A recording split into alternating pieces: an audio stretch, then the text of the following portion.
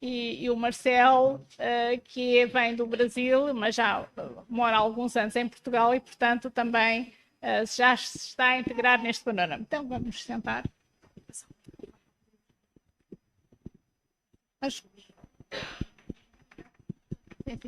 Então, eu gostava só, portanto, já tivemos aqui uma excelente introdução sobre este tema.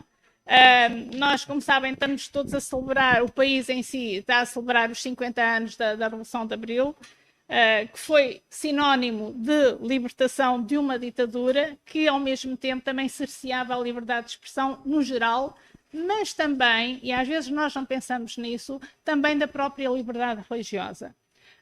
Eu sei que a maior parte de nós não estava cá ainda no 25 de Abril. Eu estava, mas era pequena, mas estava já. E sei o que o meu pai e outros, meu pai que era pastor de uma igreja e outros pastores sofreram um pouco perseguição por serem de uma identidade religiosa diferente daquela que era oficial. Portanto, também temos que pensar nesse aspecto. Muitos de nós não estavam cá e já nascemos num estado em que a liberdade é um dado adquirido, não é? E às vezes é difícil pensar de como seria a vida sem esse estado em que nós vivemos sem um dado adquirido, não é? Então nós quisemos também provocar este debate e esta reflexão sobre isso. E vamos então apresentar os nossos convidados, não é? Nós temos aqui o Dr. Marcelo Marques, deixem-me só ver aqui. Ele é licenciado em Direito pela uma universidade em Brasília. É também graduado em Direito Religioso e está a fazer um mestrado em Direito aqui na Universidade Lusófona e é participante também de um curso de Direito e Religião. Portanto, ele tem bastante experiência nesta área do direito religioso e, no fundo, da liberdade de expressão no geral. E nós já vamos, com certeza, ouvir o que ele tem para falar sobre o assunto. Mas temos outros convidados e vamos agora apresentar. Eu queria apresentar o João e também vou ler porque os nossos convidados são muito bem-sucedidos e têm muitas coisas a serem ditas. Então, o João Martins tem 27 anos, licenciou-se em Ciências da Comunicação e tem um mestrado em Comunicação Estratégica pela Universidade de Lisboa. Estagiou em rádio e atualmente trabalha como e-commerce content producer na Vorten. E enquanto estudante, participou nas atividades do GBU e integrou o núcleo do Polo da Ajuda. Hoje temos também o gosto de ter connosco o Timóteo Cavaco, que apesar de hoje em dia ser presidente da Aliança Evangélica Portuguesa, ele é um graduado como nós, não é? Curiosamente estudou Bioquímica, mas depois enverdou pela área da investigação em História, não é? E ele está a fazer o doutoramento na área de História Religiosa, na Universidade Aberta e na Universidade Católica, e é também o coordenador académico do Seminário Teológico Batista, nomeadamente na parte do mestrado também, não é? E portanto temos também, e também foi durante muitos anos diretor da Sociedade Bíblica, portanto ele está muito por dentro também do que se tem passado a nível da liberdade de expressão também nesta área. E, portanto, temos muito gosto em ter estes três convidados. Eu penso que também vocês terão a oportunidade, penso eu, depois fazer algumas perguntas, não é? Pelo slide, não é? Já está ali. Então, mas primeiro vamos fazer aqui uma pergunta aqui ao Marcelo, perguntando, então a liberdade de expressão precisa do direito? Qual é que é o papel do direito, então, na liberdade de expressão? E nós vamos ouvir o que é que... Só para responder a pergunta não, pode ou fazer já... a sua... Sim. Já está. Sim. Posso fazer a apresentação. Bem, antes de mais, eu quero agradecer ao Deus Todo-Poderoso, ao GBU, na pessoa de todos os graduados e dos estudantes aqui presentes. Para mim é uma honra, porque é um outro Portugal que eu não conhecia, não imaginava essa plenária dessa forma, com pessoas interessadas em Jesus, né? Ou em outras religiões, eu não sei exatamente, né, qual a vertente que eu estou chegando cá agora. Bem, Um destaque que eu quero dar ainda na pessoa do meu professor orientador de mestrado, o professor Dr. Joaquim Rogério, que fez essa indicação. Obrigado também a doutora Isabel e os demais colegas aqui do painel. E eu quero dar um destaque mais do que especial, não sei se vocês ouviram uma criança linda ali, agora está tossindo. A Esther, que eu amo demais, vai fazer 10 meses, o meu filho Matheus, que eu amo muito, e a minha esposa Liz, que também é advogada, mas aqui em Portugal está na área de estética. E nós estamos muito felizes de estar aqui em Portugal há 3 anos. Quando eu fui convidado para participar desse painel sobre liberdade de expressão, eu tive algumas reações. A primeira foi, meu Deus, chamaram um brasileiro para falar de liberdade de expressão nessa altura dos acontecimentos que nós estamos experimentando no Brasil. Não tenho medo de ser preso, tá?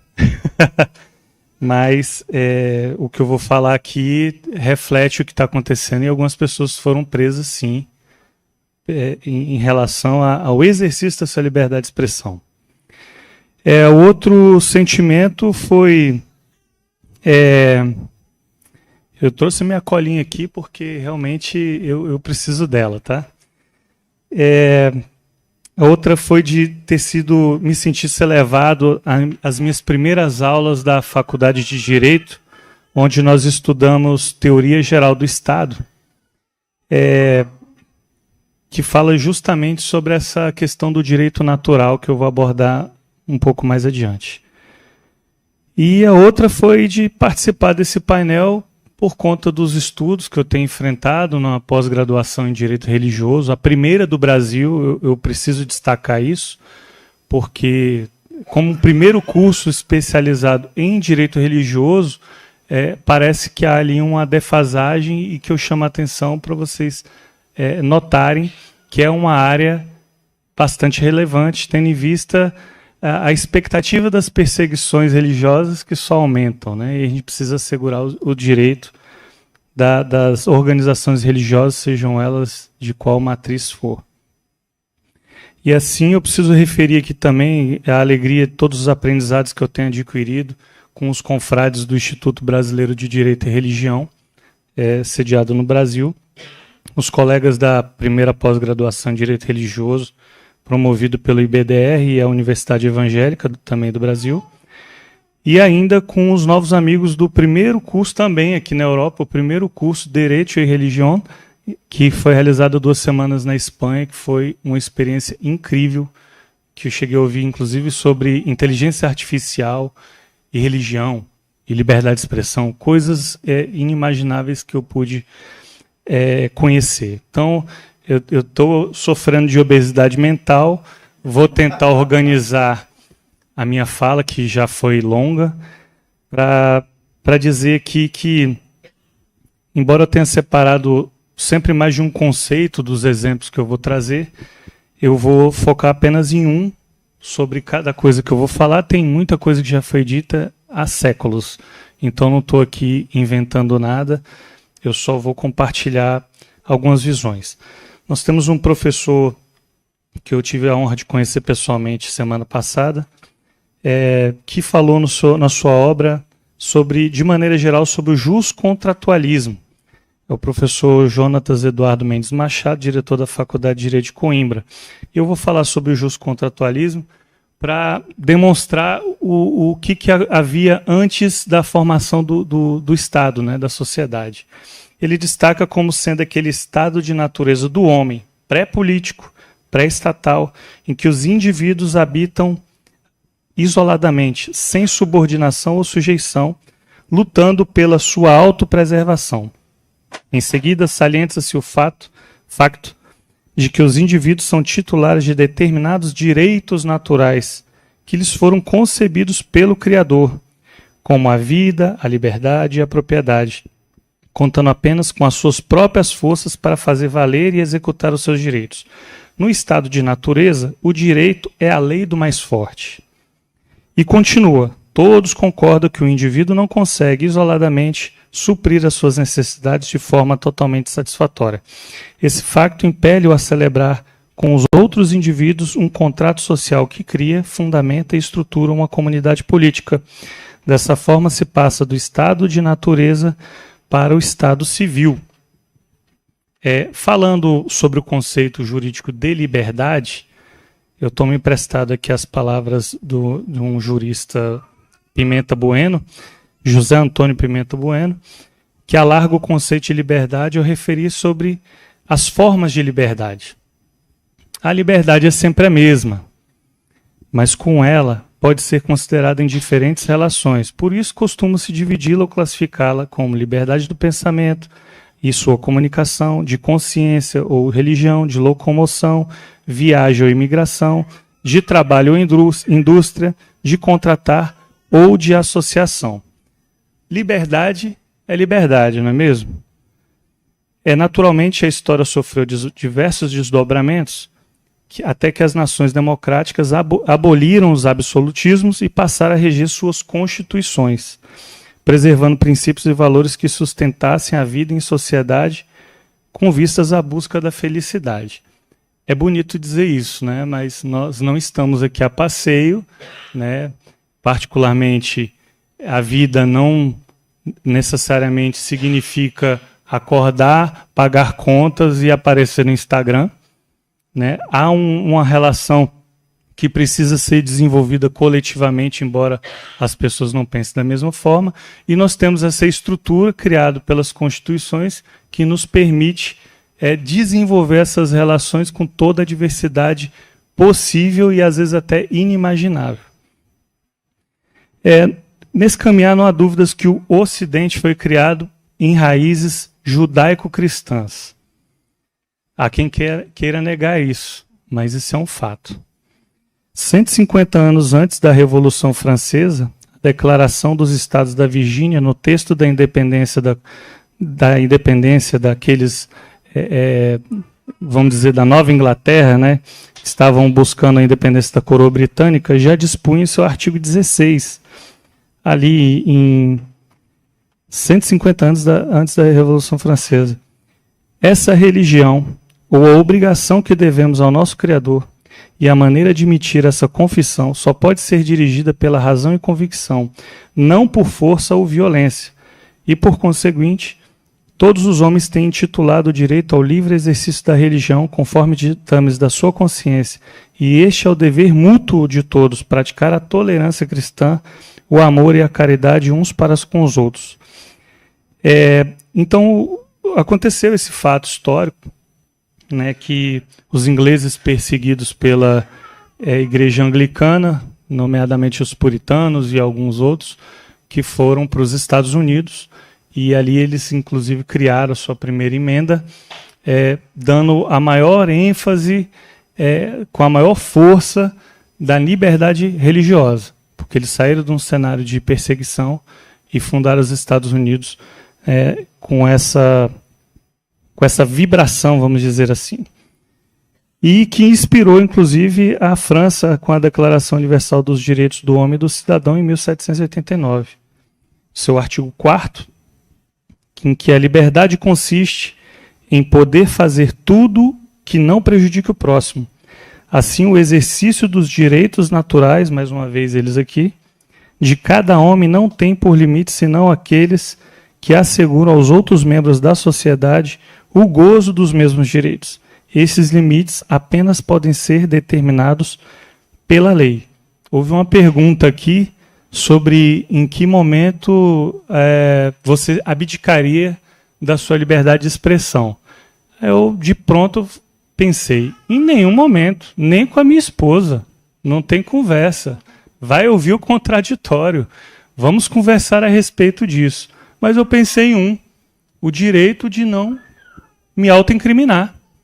A esse, sim. Né? O direito ao silêncio. Né? Você tem direito ao silêncio? Sim. Eu não posso me autoincriminar. Ninguém pode me forçar a dizer algo que vá contra a minha própria liberdade. Então, em hipótese alguma. Eu já falei sobre... Fica tranquilo que tem páginas aqui, mas eu já risquei muita coisa, tá? Não vou falar sobre isso, não vou falar sobre isso. Já falou ali, né, aquela hora. Que muita coisa que eu vou citar aqui também é aqui em Portugal do mesmo jeito. Então tá tudo em casa. Mas eu queria referenciar aqui uma expressão para a curiosidade de todos, que para mim foi uma novidade nesses um ano de estudos para cá, sobre a expressão que tem no texto constitucional brasileiro, também no português, que é a dignidade da pessoa humana.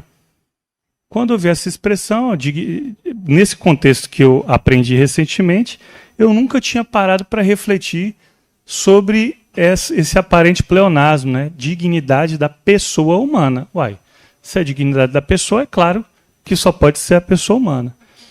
E aí nos nossos estudos veio à baila aqui um fato histórico de precedente único. E há de perceber que a referida expressão reflete na realidade, remete ao Concílio de Nicéia de 325, revisado em 381.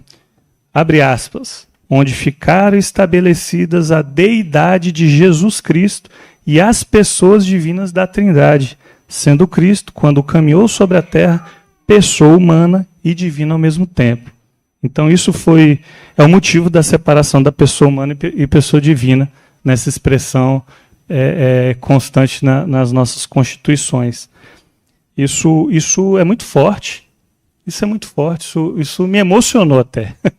Quando a gente vai vendo esses estudos no campo do direito religioso, a gente vai aprendendo, eu particularmente, sobre realmente como a vida é, né? O que está por trás de tudo que nos é apresentado. A gente não para refletir, a gente acorda e vai tocar o barco, vai estudar, vai trabalhar, vai suprir expectativas que não são a de Deus. Bem, eu não posso falar de artigo 5º, porque o artigo 5º da Constituição brasileira é imenso e é ali que se fala com muita intensidade e gritos sobre liberdade. Então eu nem constei os incisos porque são muitos, demonstrando que a Constituição brasileira prima muito pela liberdade, mas no final eu vou chocá-los com o que tem acontecido, embora temos esse âmbito de proteção tão forte. Outros dispositivos constitucionais, no contexto das liberdades, estão expressos aqui no artigo 53 e 220 da Constituição brasileira. O que acontece? O artigo 53, como o poder emana do povo, né, o artigo 1º, inciso 3º, parágrafo 1º do inciso 1º, o poder emana do povo, que o exerce por meio dos seus representantes. E o artigo 53, ele diz que os deputados e senadores são invioláveis, civil e penalmente, por quaisquer de suas opiniões, palavras e votos. Quaisquer. E o primeiro choque. Tivemos um deputado federal que está preso. Isso é assustador. Artigo 220, tem a ver aqui com a área do nosso amigo João, né? A manifestação de pensamento, a criação, a expressão e a informação sobre qualquer forma, processo ou veículo não sofrerão qualquer restrição. Observado o disposto nessa Constituição. Parágrafo 1º, nenhuma lei conterá dispositivo que possa constituir embaraço à plena liberdade de informação jornalística em qualquer veículo de comunicação social. Observado o disposto no artigo 5º, incisos tal, aquela coisa. E é vedada, no parágrafo 2º, toda e qualquer censura de natureza política, ideológica e artística. Eu não sei se vocês estão cientes do que está acontecendo no Brasil. Vocês chegaram a acompanhar. Temos um jornalista chamado Sérgio Tavares que falou: a Europa vai saber.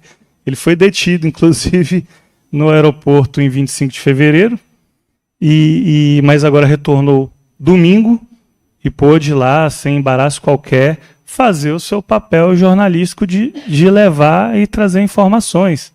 Que esse é o estado ideal das nossas liberdades. Sem liberdade de expressão, compromete-se inclusive, a liberdade religiosa.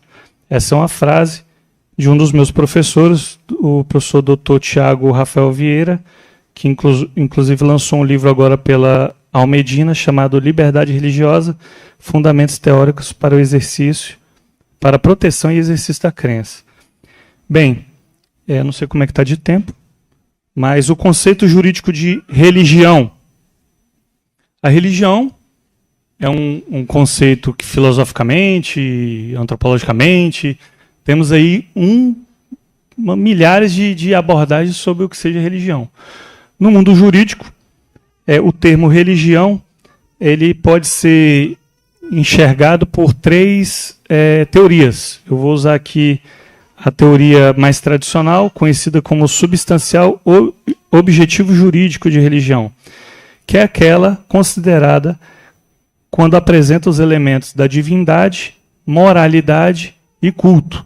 Divindade é um Deus, aquilo referente à transcendência da cosmovisão de cada pessoa. A moralidade diz respeito às regras de conduta ou a um livro sagrado.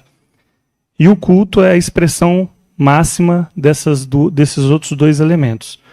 Tá? Divindade, moralidade e culto. Esse é um conceito mais aceito, embora existem outras abordagens que possam ou não desconsiderar o culto, como aquela apresentada pelo professor Jonatas Machado, que fala sobre o conceito tipológico, que apresenta as parecências de família. Se uma religião que surge agora se parece com alguma já que está estabelecida, ela também pode ser considerada religião, até porque é muito difícil o legislador, o julgador, dizer se é ou não uma religião, né?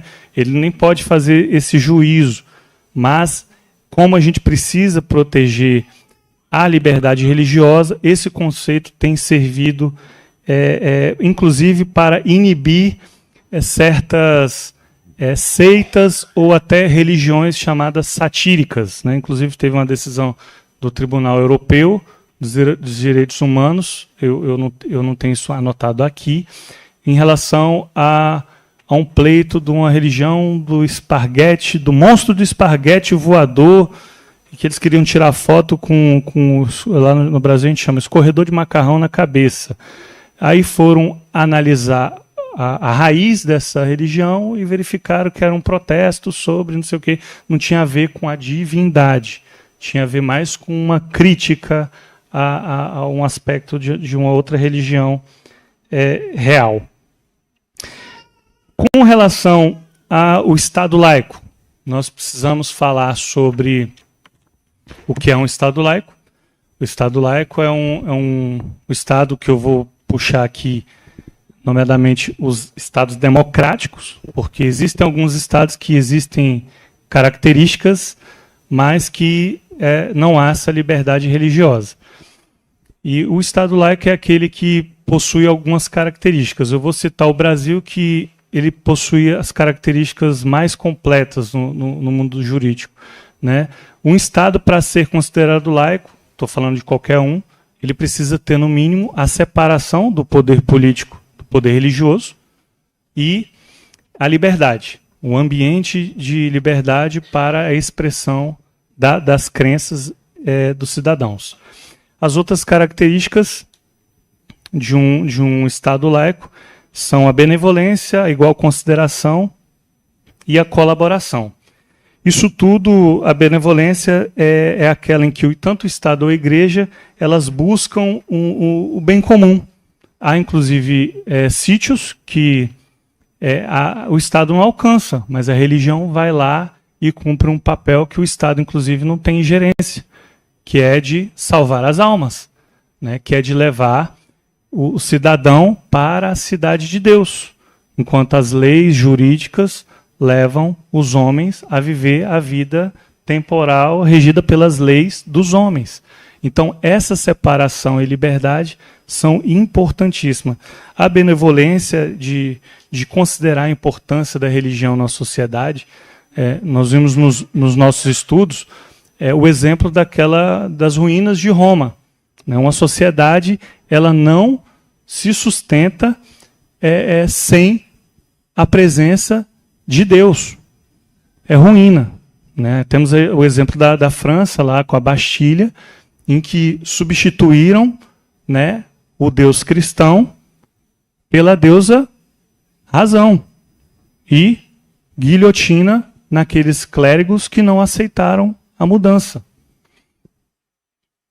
Há, inclusive, um artigo muito interessante chamado, e no livro também, A Nova Guilhotina. Né? A nova guilhotina não decepa as cabeças fisicamente, mas decepa as almas. Créditos aí para o autor, professor Dr. Tiago Rafael Vieira e o Dr. Jean-Marc Regina, que escreveram esse artigo e um livro também sobre esse assunto que eu convido a todos a conhecerem. As outras características é a colaboração. Né, a liberdade, a colaboração é aquela previsão constitucional em que as organizações religiosas, sejam elas quais forem, têm a liberdade de se auto-organizarem, de se autodeterminarem sem a interferência do Estado. Tem um exemplo também, né, que é a instituição de isenção, né, de impostos sobre templos de qualquer culto e o reconhecimento do casamento religioso com efeito civil. E as características da igual consideração, eu vou citar aqui os autores que eu acabei de mencionar, que a igual consideração é amplamente prevista na legislação constitucional e infraconstitucional, com a inexistência de qualquer diferenciação no tratamento jurídico de toda e qualquer confissão religiosa. Então, no Brasil, toda e qualquer confissão religiosa é tratada com igual consideração. Nos meus estudos, estou ali lutando com o meu orientador que está aqui presente, para perceber se essa igual consideração em Portugal ela é, no mínimo, mitigada, porque há algum requisito referente à radicação, a registros, que lá no Brasil não existe qualquer embaraço. É religião, o Estado só tem o dever de reconhecer, não faz nenhum outro tipo de exigência. Mas estou aqui, inclusive, como aluno, esqueci de mencionar. Também estou aqui como aluno, não como especialista. Eu espero chegar lá. Bem, eu quero agora passar, tinha algumas outras coisas aqui que eu teria que ler os artigos, né, da Declaração Universal dos Direitos do Homem, que teve um contributo imenso de Jacques Maritain, no seu artigo 19, o Pacto Internacional sobre os Direitos Civis e Políticos, no seu artigo 18, número 1, sobre a liberdade de pensamento, de consciência, de religião.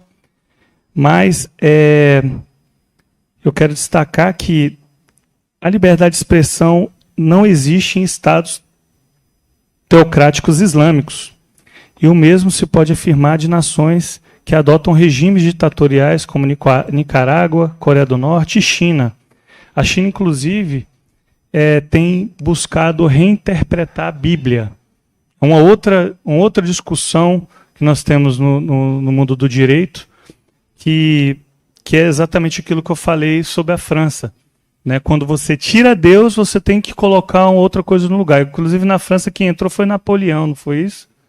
E agora aqui é o Partido Comunista, que quer ocupar o lugar que somente pode ser ocupado por Deus. Eu falei que ia pular várias páginas.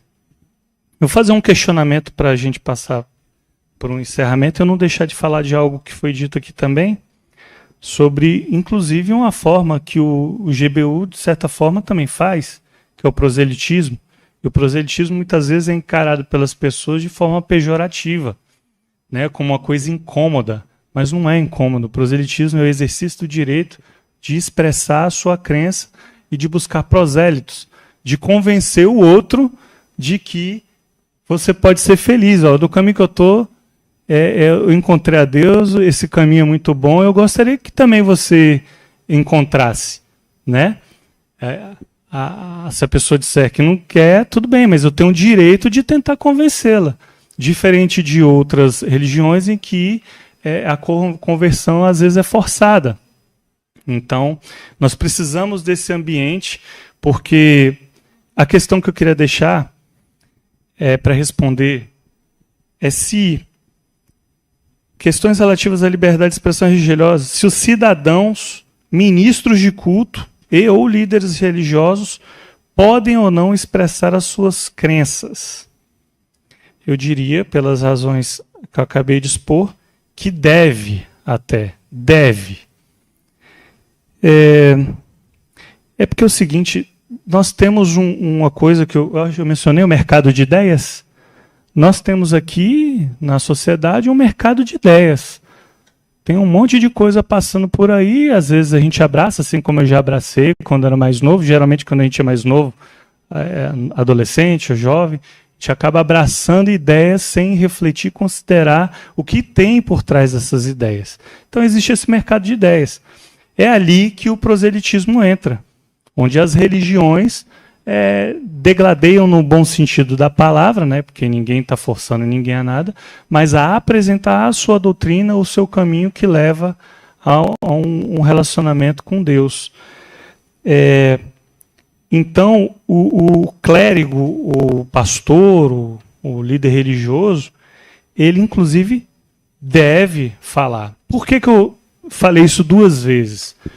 Porque lá no Brasil, alguns pastores e um padre, inclusive, foram condenados, né? Eu achava que não ia falar sobre isso, mas nós estamos falando sobre liberdade de expressão e liberdade de expressão religiosa. Esse aqui está um exemplo claro. O Brasil, mesmo com toda essa proteção que existe no seu texto constitucional, nós chegamos a esse ponto. Então eles dizem o seguinte: o pastor, o clérigo, o padre, o líder religioso, ele está dizendo sobre as coisas do céu, sobre o transcendente. Não tem nada a ver com a conduta e o comportamento de um cidadão de determinados grupos. Essas pessoas, nesse mercado livre de ideias, podem fazer o que quiserem. É ou não é verdade? Pode ser e fazer o que quiserem. Isso aí está dentro da liberdade de expressão dela. Ao mesmo tempo, ela não pode querer impor, e nem a justiça, que a visão cristã seja modificada. Nós tivemos aqui uma decisão que não foi do Supremo Tribunal, lá no Brasil é o STF, né? Aqui é Tribunal Constitucional. Uma decisão em que uma liminar da Justiça Estadual, como se fosse o Tribunal da Relação aqui, em liminar, que impediu, pastor, você não pode falar do tal pecado. Você não pode falar sob pena de multa. Pesado, isso é muito pesado. Pesadíssimo. Agora, já o que você não pode fazer, que já foi comentado aqui no vídeo, é que você não pode usar da sua liberdade de expressão, mas nós já temos uma cobertura constitucional para os limites, que é em caso de crimes contra a honra, como injúria, calúnia ou difamação. Ponto, já há proteção, já está tudo bem aqui. E nós temos alguns votos dos ministros do Supremo Tribunal Federal que, inclusive, protegem com força a liberdade religiosa. Nós temos aqui um voto do ministro Edson Fachin, que é pequeno, mas eu vou pular por conta do tempo. E, inclusive, não sei se vocês já ouviram, porque ele está sendo falado muito, né? O ministro Alexandre de Moraes também tem um voto aqui fantástico, maravilhoso, né? Sobre a proteção das liberdades, da liberdade religiosa. Tá? Então, eu quero aqui finalizar. Peço desculpa se me estendi. Confesso que quando veio liberdade, explodiu minha cabeça. Não sei se pude contribuir com algo que vocês de repente esperariam. Eu não me sinto apto a falar do 25 de abril, mas é um princípio, né, um valor, né, inegociável, dado por Deus, que é a liberdade de expressão. Então, acho que a gente, quando quer falar de uma coisa boa, a gente tem que falar dela, não falar do que está ruim. É importante conhecermos a nossa história, mas é melhor falar do que dá certo, do que é bom, do que ficar falando das coisas ruins, porque a gente dá ênfase para coisa boa, para que essas pessoas que têm poder de influência e a própria população e os cidadãos amadureçam para não arredar o pé, como a gente diz no Brasil, não negociar, não abdicar da sua liberdade de expressão em hipótese alguma. Não podemos ter medo. Eu acho um absurdo, no contexto dos direitos naturais, a vida, a propriedade e liberdade que nós estamos aqui falando, a gente fica calado, omisso, e um juiz, não estou falando especificamente aqui da corte A, B ou C, mas um terceiro, um juiz dizer como eu devo pensar. Então não está errado isso aí. Somos nós que devemos dizer como é que a coisa tem que andar. Não é um juiz. Nós temos legisladores, certo? Que nos representam. Um juiz não pode dizer o que eu posso ou o que eu não posso falar. Eu posso falar o que eu quiser e assumo a responsabilidade pelo que eu falo, a minha liberdade. Então a gente precisa estar acordado. Direito não é teoria. Quando a coisa bate à nossa porta, a gente precisa saber o que está acontecendo e como reagir. E dizer não. Você quer me levar preso? Você me leva, mas eu não vou me calar. Eu tenho 2 filhos, estão aí. Né? Mas é o exemplo que eu deixo para eles. Até porque eu não estou fazendo nada de errado. Né? Eu sei onde eu piso. Bem, só para finalizar aqui.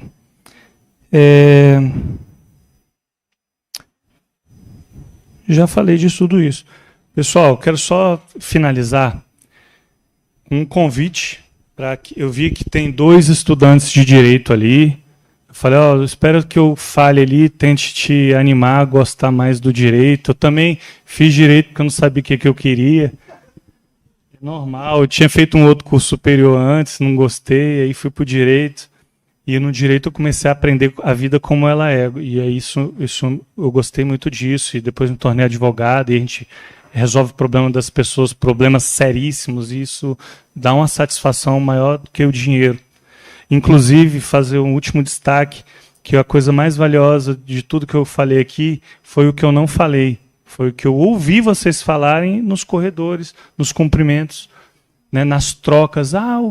Foi até o amigo que estava ali do meu lado. O GBU aqui, não sei o que, tá mó legal, não sei o que, o GBU de lá. Eu falei, isso aí que é importante. E ele estava falando sobre Jesus, eu falei, olha, é isso aí que é importante. O resto é resto, entende? O resto é só a gente tá ligado.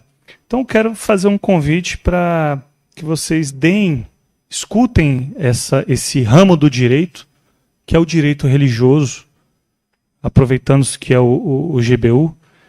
Deem um pouco de atenção ao direito religioso, porque tem muita coisa interessante e muita coisa acontecendo que nos afetam diretamente, não é indiretamente, é diretamente. Eu ouvi alguém falando sobre redes sociais ali também. Complicadíssimo. Então precisamos estar atentos a isso. Era isso, né? Quero agradecer, mais uma vez peço perdão por me estender, foi difícil a preparação, né? E fiquei muito surpreso com a força desse grupo. Parabéns, continuem fazendo o que vocês estão fazendo há 50 e tal anos, né? 53 anos. Depois eu quero entrar aí no grupo, se não for permitido, que eu quero trocar essas impressões, porque eu estava comentando com o professor, agora finalizar mesmo. Cheguei em Portugal, conhece as pessoas, fala sobre Deus, a pessoa faz assim para você, ó. Não, faz o sinal da cruz, mas é como se você fosse um Drácula, né? As pessoas têm... não quero falar sobre isso, então ver esse auditório aqui cheio realmente me surpreendeu. Eu estava disposto a falar para uma pessoa e vocês são demais. Parabéns. Obrigado.